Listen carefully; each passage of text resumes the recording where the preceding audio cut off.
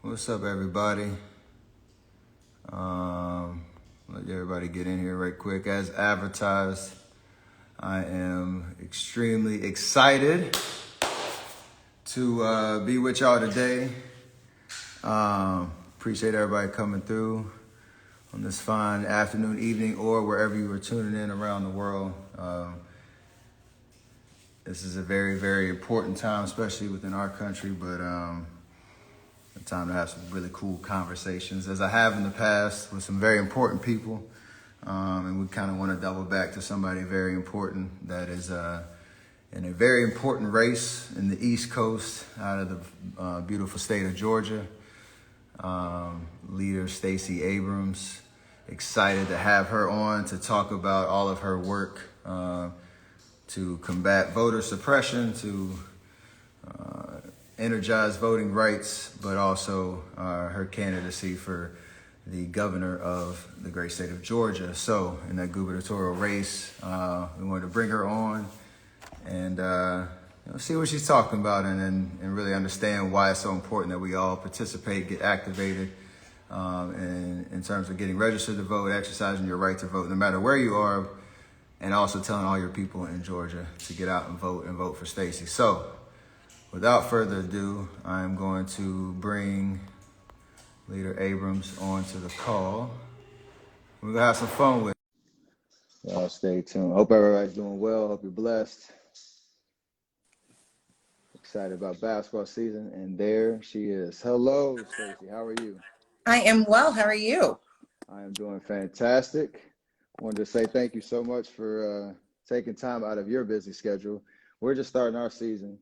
So we're just getting into the thick of things, but you've been in your season. I don't know if your season ever stops. It doesn't seem to, but I will take it up with management. Absolutely. It's exciting to have you on. Thank you so much. It's been amazing watching your campaign, watching all the amazing work that you've done. Again, throughout your career, but definitely most recently in terms of speaking for the people, being there for the people, educating them on their right to vote, all the work that you've done to fight voter suppression, not just in your state but across the country. And we're excited to have you on to kind of learn some more about how we can all continue to get activated, participate, and some issues that are near and dear to your heart as the election comes near for the governor of Georgia. And very excited about what you're going to do when you get that seat, and hoping that everybody who is in Georgia that is eligible and ready and registered to vote, and anybody who's not, telling all your people in Georgia to get out there and support Stacey. So one, I just want to again thank you for being here, and I guess I'll just start with just kind of a question about where we are. I know the presidential election has kind of been at the forefront of everybody's minds as of late, especially with our elections in the fall. And a lot of people kind of understand the power that comes with the presidency, but many people might not know how important the governor is and the power that job entails. So as you continue your campaign, tell us, help us understand the power and why people should truly care about who their governor is. Well, first of all, Steph, thank you so much for having me and for that question. So here's the thing. We know about the presidency because people spend billions of dollars telling us about it. Every day there's something about the president on TV. They even make television shows about the president. They save the world from aliens. We know about the president. We often know about mayors because they're closest to the people. And again, those are elections that happen every 4 years, and we get a lot of attention because mayors are really close to everyday things. But governors have the most power that no one knows about. All right. So when Congress sends down billions of dollars to your state to say this money should go to your community, it doesn't go directly to your mayor. It goes to the governor. And the governor decides how much of that money gets divided up and to whom it gets directed. And that's why you can live next door to a community, same number of people, but they've got more stuff than you do. And that's often determined by who the governor is and who the state legislature is. So the mayor can be asking for as much as she wants, and the president can be sending as much as he should. But if the governor decides you don't deserve it, you don't get it. And in Georgia, that means that we don't get health insurance. Medicaid expansion is something the governor can help make happen. And because he won't do it, 500,000 people don't get health insurance. And that means that somebody who goes to the doctor and finds out they've got cancer can't come back and see that doctor unless they have money out of pocket or they're about to die, because they can't come back for regular treatment. Or when your rent goes up in the state of Georgia, the mayor can't do anything about it. We don't have rent control or any of those other inclusionary zoning because the governor won't sign a law saying that cities can do it. And so I like to put it this way. Stand your ground laws, those weren't from Congress. Those came from governors. The breaking of the social safety net, governors. Mass incarceration didn't start with the 94 crime bill. It started with the governor of California. And Jim Crow never had a single federal law. Stripping Black people of citizenship after Reconstruction happened by 9 governors. And so if that's how much power governors have, imagine what could happen if a governor had the power to do things right, to put money in your communities, to protect your civil rights, and to make sure that you got the same resources as everyone else. And first off, I just love hearing you talk because you get me so juiced just on somebody honoring the power and the ability to impact people's lives in a material way. Obviously, this is very tumultuous times, but anytime you say anything, you got people on one side or the other chiming in on what it is. But productive conversations about how we use this power for good and how we continue to change people's lives and speak for them and look out for them. That I can tell you have that heart and passion. And speaking of that, when it comes to the importance of voting and protecting the freedoms for people that we love, I know there's a very specific example I think you can kind of talk about that when voter suppression really has its power, terrible things happen. And can you kind of speak about, I don't know if many people know about the Quitman 10+2 and that as something that's going on in your state that you're trying to go against? Absolutely. So I was talking to my friend Will and his son Liam today about democracy. And today was important because the current governor went to Brooks County, to the city of Quitman. And this matters because 12 years ago in Quitman, Georgia, Brian Kemp as Secretary of State had originally 10 women plus 2 more arrested for registering and encouraging voters to vote by absentee ballot. And here was what was going on. Quitman is in Brooks County and the school district was majority Black, but the school board was all white. And so they said, we need more representation that looks like the kids in these schools. So they organized themselves, they registered to vote, and they used a mechanism called absentee ballots.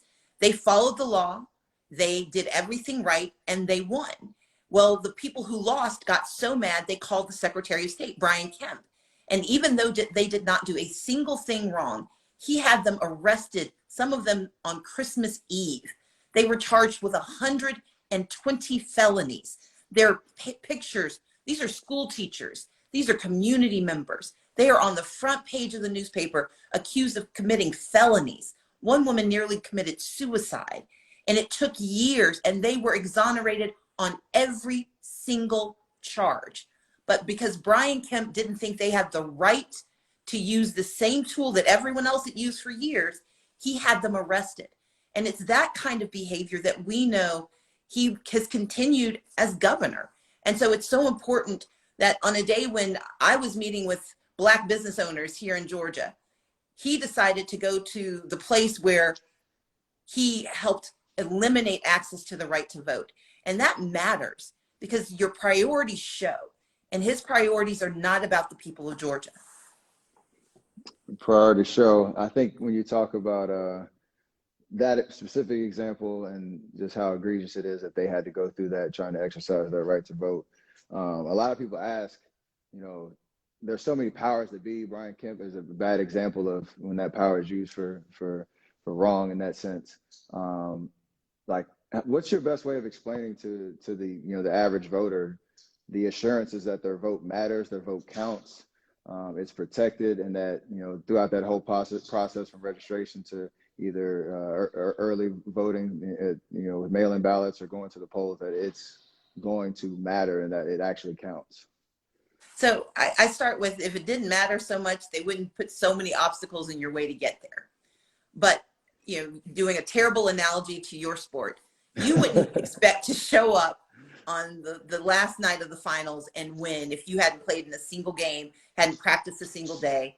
You wouldn't expect suddenly to be the victor. You know that you've got to show up again and again and again and build your power and build your stamina.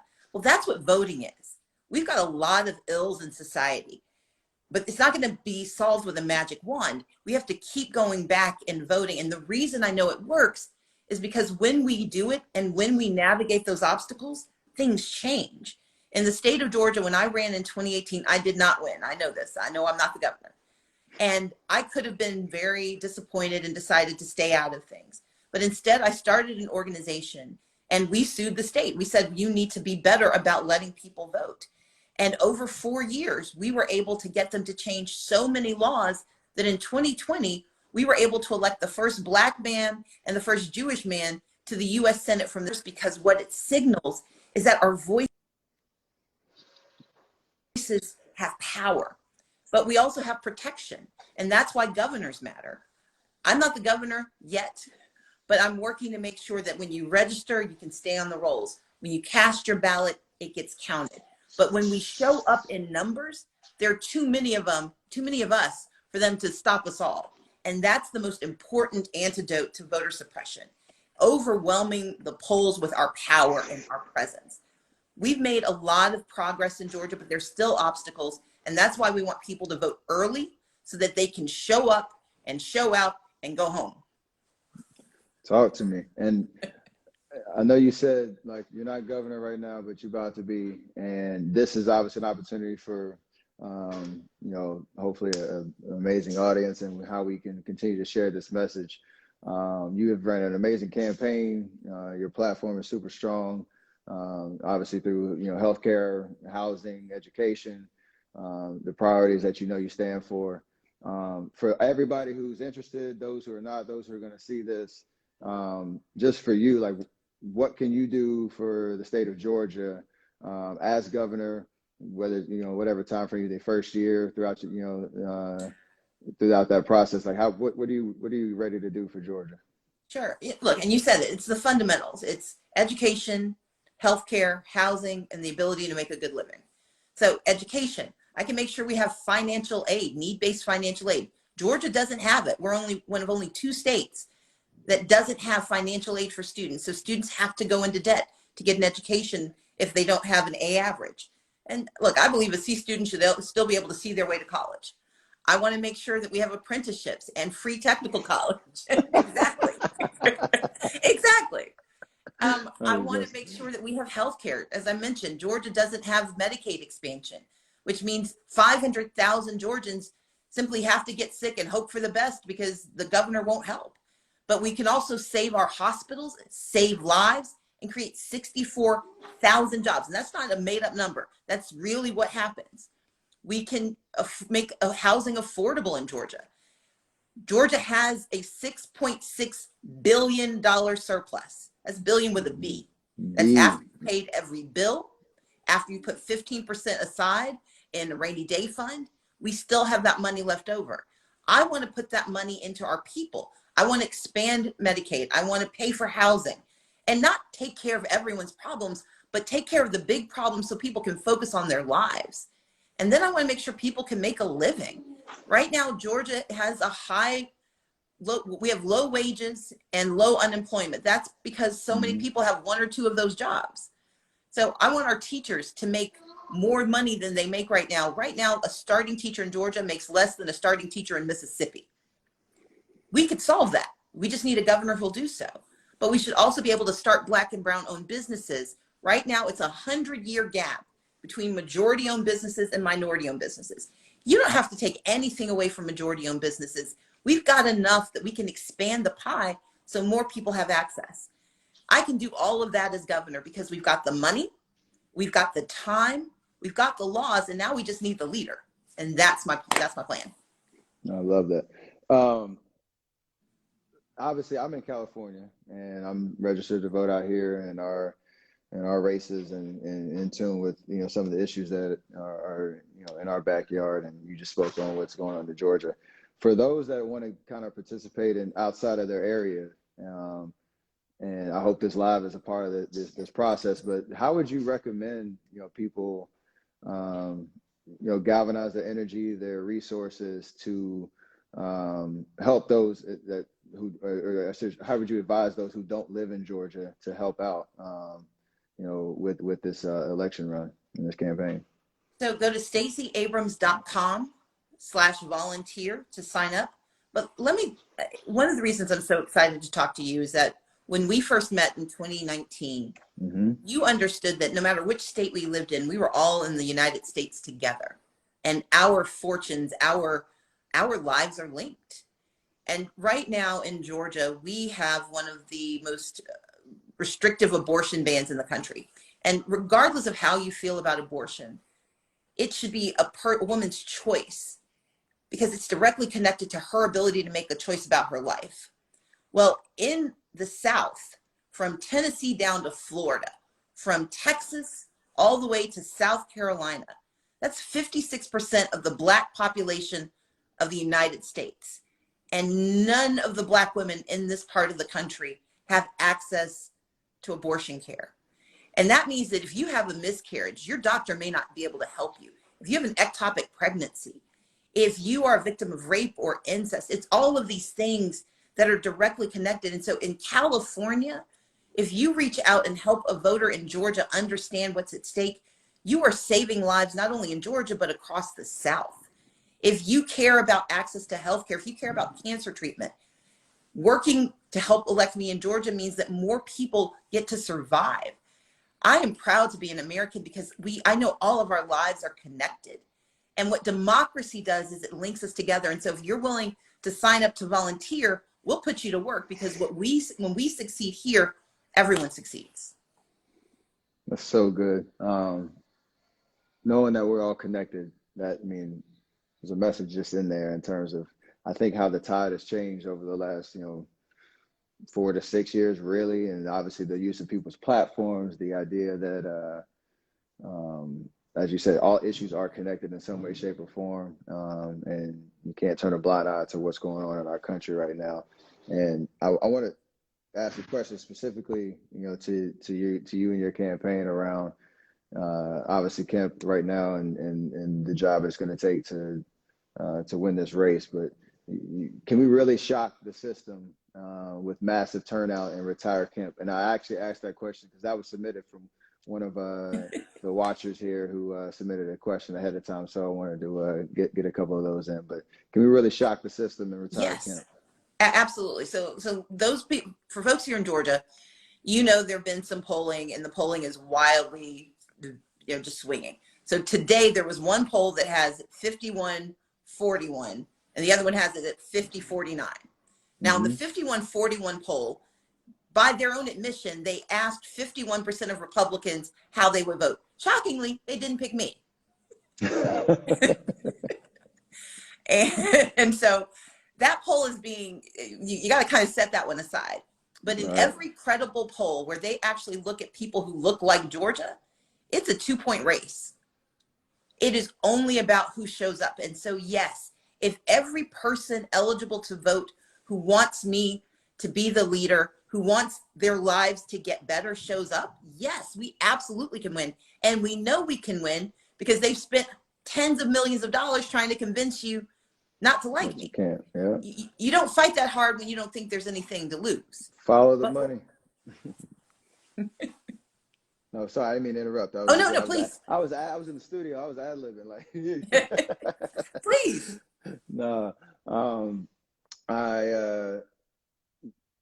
that's what we're about to do, and the fact that I got to bring you on here to feel that energy, Hopefully, everything that you've said lands home with the voters that are going to be turning up. Speaking of that, want to get some really key information out for everybody so that they know what's happening, when it's happening, and so we don't miss any key dates. Early voting begins October 17th. Correct. And it ends on November 9th. So October 17th to November 9th. Sorry, 4th. Sorry. Yes. 4th. Yes. October 17th to November 4th. And then election day is on November 8th. And we know who we're voting for. So we know that you are the best person for the job. You have a lot of trust and support and energy behind you. So we encourage every single person to don't wait to vote. If you can do it early, do that, get ahead of the game, make your plan as soon as possible. There's a lot of resources available to you to make that happen, and make sure you are able to cast your ballot in whatever way suits you. And just know that there are so many people out there, Stacey, that love and support you, that are inspired by your accountability and your just role in leadership and your example of leadership. Because even in the face of adversity, even when they knock you down to the mat, there's a lesson to be learned that you just keep fighting, that you continue to pound the pavement and find ways to move the needle, to look out for people, and nothing's really going to stop you. And we know that you are in this position because you carried that your entire life. So just wanted to say thank you for that example. I can use a little bit of that in my world on a day-to-day on the basketball court, but even more importantly, as hopefully the next governor of Georgia, that would be something that everybody can get behind. So just wanted to say thank you for your example. Steph, thank you for taking the time today. Thank you all. Go StaceyAbrams.com/voting for more information. And know that Steph Curry is the greatest of all time. Thank you. She said it, not me.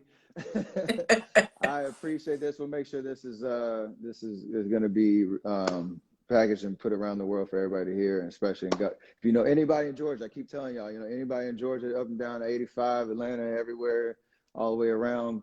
Make sure they are informed and they are in the know and they are supported in their voting process as well. So thank you, Leader Abrams. We really appreciate your time. I know you are super busy, and we'll be staying tuned. Thank you so much. Take care. Thanks, everybody. Absolutely. We'll see everybody later. Thank you very much.